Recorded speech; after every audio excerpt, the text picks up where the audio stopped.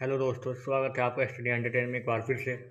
और हम आ गए हैं फर्स्ट फ्लाइट का थर्ड लेसन लेकर। तो चलिए शुरू करते हैं लेसन, और बिना किसी देरी के, बिना किसी फालतू बात के किए। तो ये कहानी किसकी है? ये कहानी फ्रेडरिक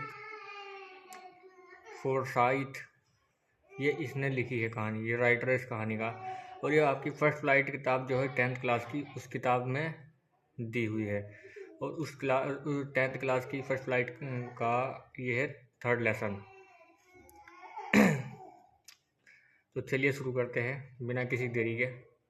ये कहानी बहुत रोमांचक और रहस्यमय तरीके से दी हुई है, शायद आप भी थोड़ा सा अचंभित होंगे। तो चलिए शुरू करते हैं। तो जो इस कहानी का राइटर है उसी की ये कहानी है। तो कथावाचक यानी कि पायलट अपने पुराने डकोटा DS 088 विमान को रात के समय पेरिस से लंदन ले जा रहा था। वह साफ आसमान में उड़ रहा था और अपनी छुट्टी अपने परिवार और इंग्लैंड में मिलने वाले बड़े इंग्लिश नाश्ते का सपना देख रहा था। उसने पेरिस कंट्रोल रूम से संपर्क किया और उन्हें बताया कि वह लंदन जा रहा है। फिर लेकिन क्या हुआ?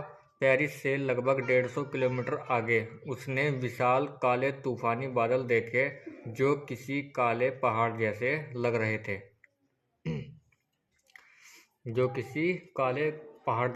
थे।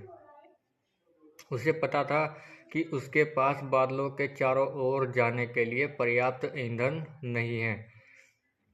समझदारी इसी में थी कि वह वापस पेरिस लौट जाए, लेकिन नाश्ते की इच्छा इतनी तीव्र थी कि उसने उड़ान का खतरा मोल लिया और सीधे तूफान के अंदर चला गया। फिर क्या हुआ? फिर हुआ ये कि तूफान के अंदर विमान पूरी तरह हिलने लगा और घूमने लगा।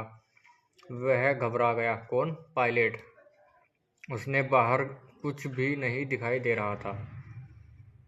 सबसे बुरा तो यह हुआ उसके सभी उपकरण, कंपास, रेडियो और जितने भी उसमें उपकरण होते हैं सब बंद हो गए। उन्होंने काम करना पूरी तरह से बंद कर दिया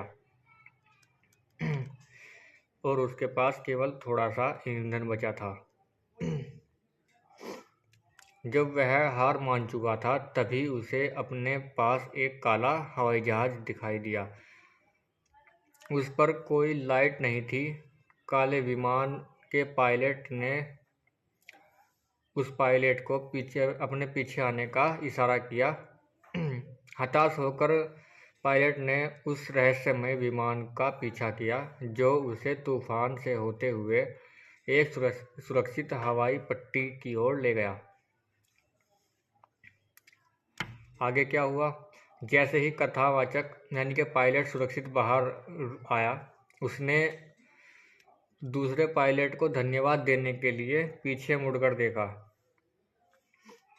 लेकिन काला हवाई जहाज गायब हो चुका था। वह कंट्रोल सेंटर गया और वहां की महिला से दूसरे विमान के बारे में पूछा। महिला ने हैरान होकर बताया कि रडार के आसपास कोई दूसरा एरोप्लेन नहीं था उसके अलावा। और यहीं पर कहानी ख़त्म हो गई है।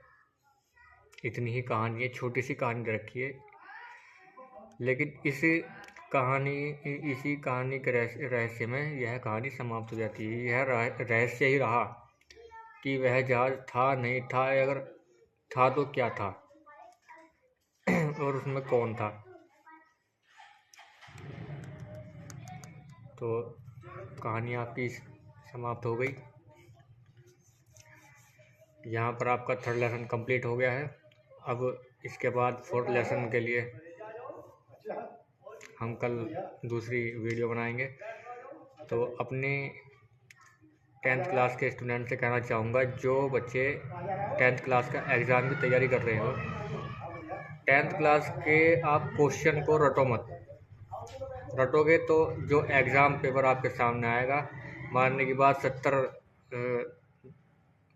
लेटर्स का वो क्वेश्चन है, लेकिन आपने उसको याद कर लिया 70 को, तो जैसे ही एग्ज़ाम पेपर आपके सामने आता है तो उसमें 70 में से आधा ही आपको याद रहेगा, वो आधा आप भूल जाओगे, ना ही उसको बना पाओगे। अपनी तरफ से ट्रांसलेट करने की कोशिश करोगे तो बना भी नहीं पाओगे। तो जिस लेसन का आपको क्वेश्चन करना है उस लेसन को आप हमारे चैनल के माध्यम से स्टडी करिए, उसकी हिंदी समझिए। हिंदी समझोगे तो आप थोड़ा बहुत ट्रांसलेट भी कर लोगे, क्योंकि 10th क्लास में आते आते बच्चा इतना होशियार तो हो ही जाता है कि थोड़ी बहुत इंग्लिश को ट्रांसलेट कर सके। तो लग रही है अपनी स्टडी में और इन्जॉय कीजिए। थैंक यू, धन्यवाद।